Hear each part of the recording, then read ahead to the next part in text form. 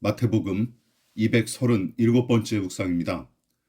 마태복음 23장 16절부터 22절 말씀까지 봉독합니다. 화 있을진저 눈먼 인도자여, 너희가 말하되 누구든지 성전으로 맹세하면 아무 일 없거니와 성전의 금으로 맹세하면 지킬지라 하는도다. 어리석은 맹인들이여, 어느 것이 크냐? 그 금이냐? 그 금을 거룩하게 하는 성전이냐? 너희가 또 이르되 누구든지 제단으로 맹세하면 아무 일 없거니와 그 위에 있는 예물로 맹세하면 지킬지라 하는도다. 맹인들이여, 어느 것이 크냐? 그 예물이냐? 그 예물을 거룩하게 하는 제단이냐?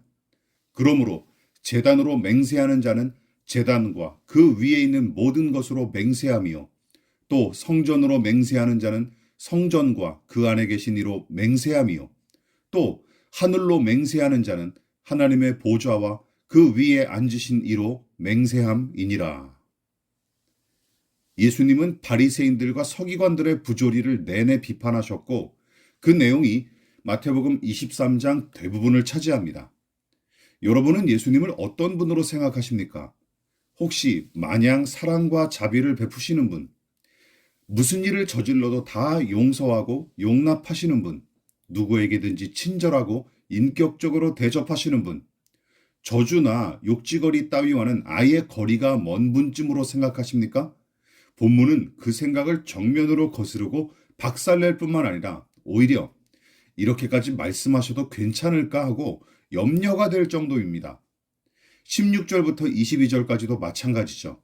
바리새인들과 서기관들을 가리켜 눈먼 인도자, 맹인들로 부르며 깎아내리는 것은 물론이고 너희에게 화가 있을지어다 하며 저주하고 경고하십니다. 예수님은 그들이 받을 상처 따위 염두에 두지 않으십니다. 왜냐하면 위선자와 악인이 받을 상처보다 그들이 저지른 불의와 부조리는 비교할 수 없을 만큼 더 악하고 나쁘기 때문이죠. 무엇보다 당시 종교인들은 여호와 하나님을 경외하며 율법의 명령에 충성한답시고 으스댔지만 정작은 율법의 명령을 왜곡하기 일쑤였고 심지어 제 이익을 위해 이용하는 작태가 횡행했기 때문입니다.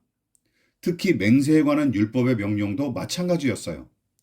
맹세는 약속과 다르게 다짐하고 약속하는 당사자보다 우월하고 탁월한 면모를 지닌 대상의 명예를 걸고 하는 것이 특징이죠.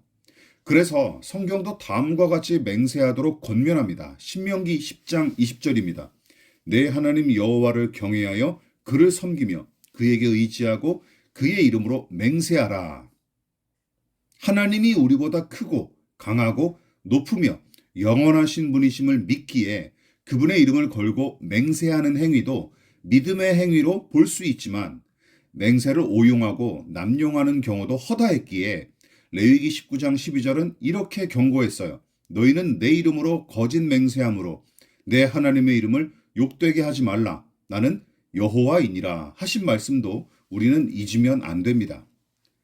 그런데 본문의 바리새인들과 서기관들은 맹세에 관한 율법의 명령을 왜곡하여 해석했고 그로 말미암아 여호와 하나님의 이름을 욕되게 한 까닭에 예수께서 아주 신랄하게 비판하십니다. 심지어 하나님께 제사하는 성전과 제단을 걸고 맹세하는 것조차 가벼이 여겨서 성전과 제단을 두고 한 맹세는 지키지 않아도 무방하지만 성전의 금과 제단 위에 있는 제물을 두고 한 맹세는 꼭 지켜라 하고 가르쳤습니다. 즉, 눈에 보이는 성전과 제단조차 무가치한 종교적 상징물 정도로 취급하고 오로지 거래 가치가 있는 금과 당장 배부르게 할 고깃덩이 제물에 권위와 영광을 실어준 작자들이 과연 눈에 보이지 않는 하나님을 두려워하고 사랑하는 그 믿음을 품었을 리가 있겠습니까? 그래서 예수님은 이 어리석고 눈먼 자들아, 어느 것이 더 중하냐? 황금이냐? 아니면 그 황금을 거룩하게 만드는 성전이냐? 제물이냐? 아니면 그 제물을 거룩하게 만드는 제단이냐? 하고 비판하십니다. 하나님을 경외하는 믿음조차 없으면서 하나님의 이름을 걸고 맹세하는 저들의 위선, 믿음으로 제사하고 예배하는 것이 아닌 철저히 실물 경제에 입각하여 이루어지는 맹세와 종교 행위, 이것이 개인의 신앙과 교회 공동체를 변질시키고 병들게 만드는 원흉이었던 것이죠.